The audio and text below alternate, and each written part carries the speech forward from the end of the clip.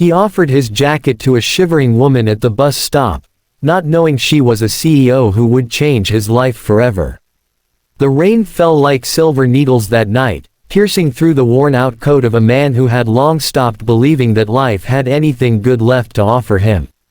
He stood beneath the flickering glow of a broken street lamp, his breath visible in the cold air, shoulders hunched against the biting wind. It was almost midnight. The bus was late, again. But that wasn't what made him shift uncomfortably on his feet. What caught his attention was her. A woman, shivering in silence, arms wrapped tightly around herself, soaked through, wearing nothing but a thin blouse and skirt. Her heels clicked helplessly against the pavement as she tried to stay warm. She looked out of place, as if she'd been dropped into this grim corner of the city by mistake. And yet, no one else seemed to notice her. But he did. He had almost nothing left in this world. No savings, no steady job, no family who checked in anymore. But he had one thing, his jacket. And in that moment, that was everything.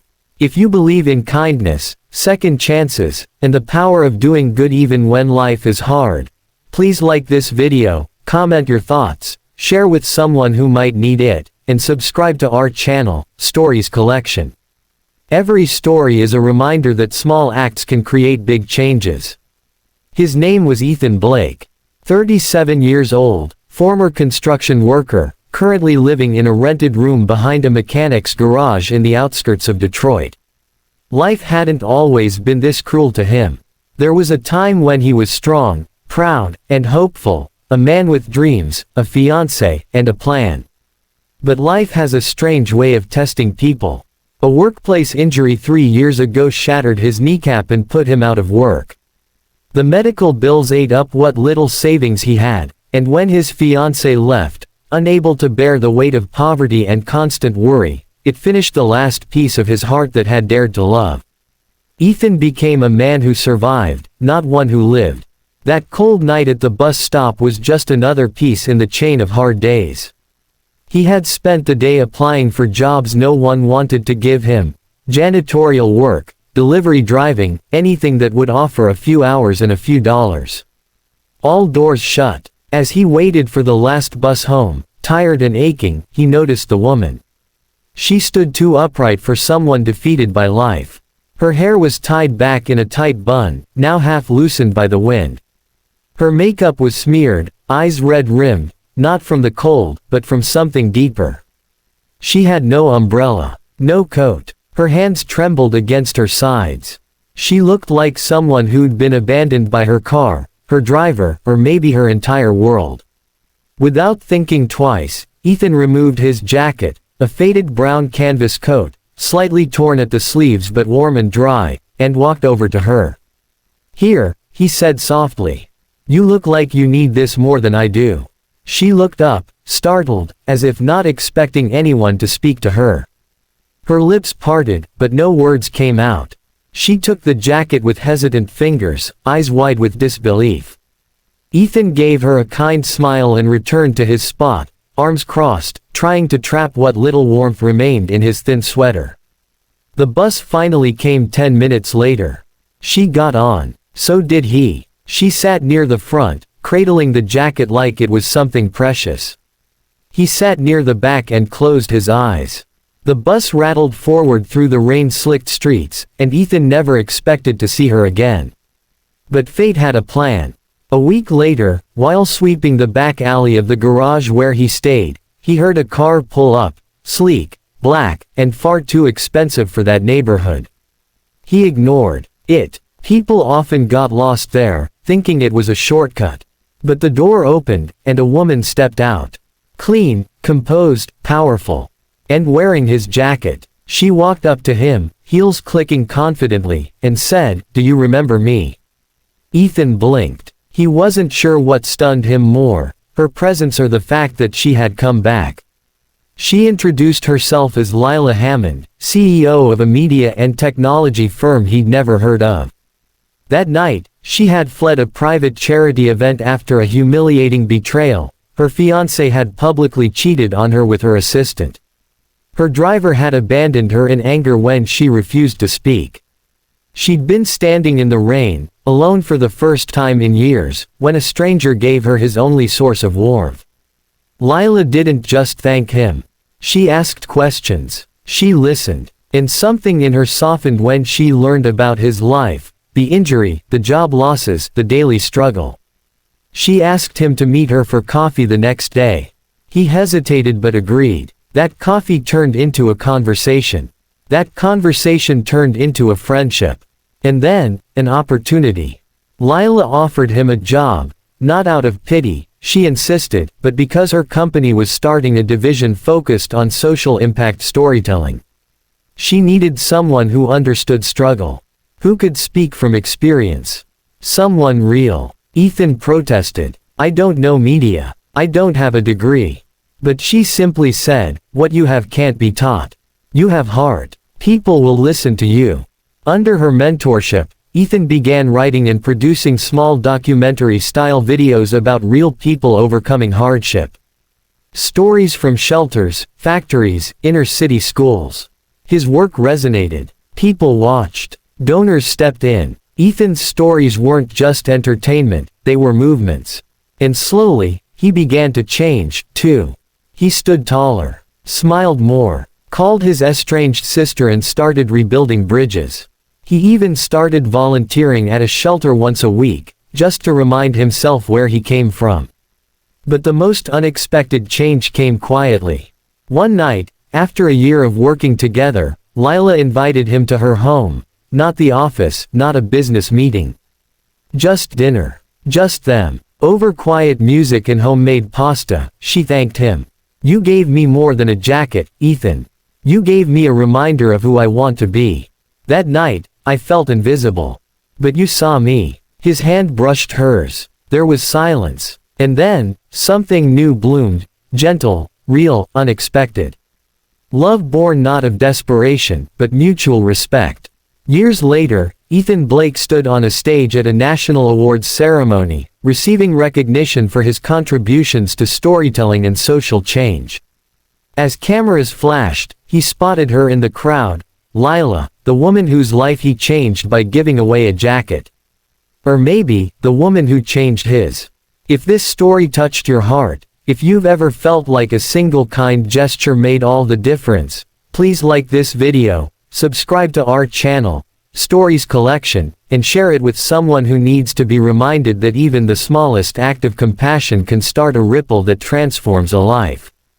Before we end, we have a special request. Comment below with the most meaningful act of kindness you've ever received, or given. Your story might just inspire someone today. Of course, here's a continuation and emotional deepening of the story, keeping the tone cinematic, real, and heartfelt while maintaining the pacing suitable for a 6,000-word YouTube story. Ethan never imagined his name would appear in national newspapers beside words like hope, change, or visionary. He wasn't used to praise. In fact, most of his life had been a steady stream of being overlooked, passed over, and forgotten. But here he was, giving a keynote speech at a conference filled with CEOs, educators, and nonprofit leaders, telling his story with humility and honesty. His voice cracked as he recalled the darkest winter of his life, the one where he thought he might not make it. He spoke about sleeping in shelters, about eating cold beans from a can, about applying for 30 jobs and not hearing back from a single one. But then, he told them about her, the woman at the bus stop. How one act of kindness, one choice made when no one was watching, had opened a door that changed everything. After the ceremony, dozens of people waited to speak to him. Some with tears in their eyes. Others with notebooks, wanting to learn. But the only person he looked for was Lila. And there she was, leaning by the side of the stage, dressed in a navy blue coat and a proud smile that said, "I always knew." He walked toward her, and in front of the crowd, without needing words, they embraced. Their lives had become intertwined in more ways than either expected. Lila, once known as the Ice Queen in business circles, had become warmer, more approachable. She launched a foundation with Ethan, a project that employed formerly homeless men and women to help produce short films and digital content about resilience, community, and second chances. They called it, Still Human. Because that's what Ethan always said. No matter how far someone falls, they're still human, and worthy of dignity. But success didn't wipe away all pain.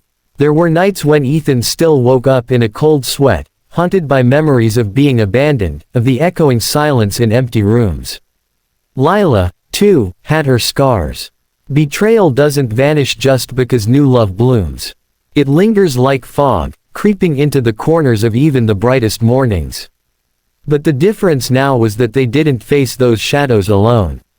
One autumn evening, as they walked through a local park littered with golden leaves, Ethan paused by a bench where a man sat hunched over, shoeless, dirty, mumbling to himself.